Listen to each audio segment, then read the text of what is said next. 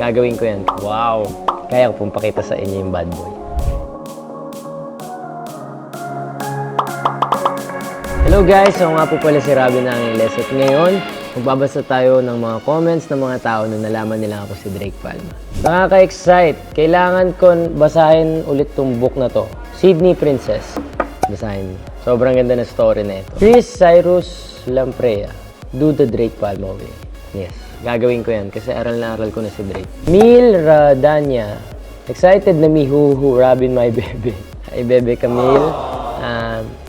Wait mo lang, lalabas na niya. Malapit na. Sa June 15, sa Viva 1 lang mapapanood. Roxy Tan. Yay, thank you Viva for giving Robin a big break na naman. Yes, maraming salamat po.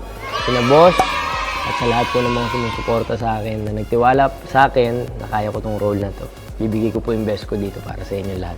Bad boy ang aura ni Drake, si Robin Babyface. Alaysa M. Almero. Nakikita niyo lang po ang babyface pero pag umarte po ako, kaya ko pong pakita sa inyo yung bad boy. Wow. Cherry Ritardo Del Val. Paano yung death glare ni Drake? Kyle Ausena. I haven't read the story of seducing Drake Palma on Wattpad yet. So I'll just watch it and let's see if it turns out well. Basahin mo muna bago mo panoorin para po ma-judge nyo kung paano ko po gaganapan si Drake Palma. Remgel Binluan. Galing mo, Robin.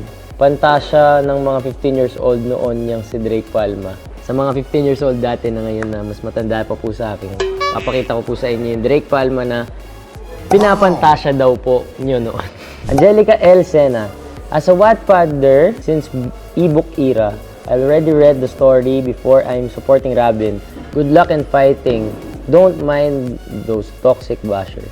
Salamat po. Pagbubutihan ko po dito. Promise. Rezel, congrats Rab namin. Nandito lang kami palagi nakasupport sa'yo. Thank you po. Yan po yung nagpapatatag sa akin. At palagi ko pong binibigay yung best ko dahil sa inyo. Dahil alam ko po na may nag-aabang pa po sa akin. At pangako ko po sa inyo na araw-araw nag-aaral po ako para mas mapaayos ko pa po yung pag-aarte ko para mapakita ko sa inyo yung gusto niyong Drake Palma. So excited to watch Robin's new series. I don't even know the book but it's Robin so I'll watch it. Series Ava Yvonne. Abangan mo to. Promise matutuwa ka sa story na itong book na to kahit hindi mo pa nababasa. Tintin Jimenez from the author herself. Pag binasa ko yung script na i-imagine ko na lahat. Noong pinanood ko si Robin as Drake, excited po talaga ako. Viva made the right decision in casting Drake Palma. Wow! Diba? Nakakatuwa naman kasi pati si Miss Arisa gusto niya ako. Maraming salamat po sa panonood and abangan nyo po si Drake Palma soon sa Viva 1 sa June 15 po.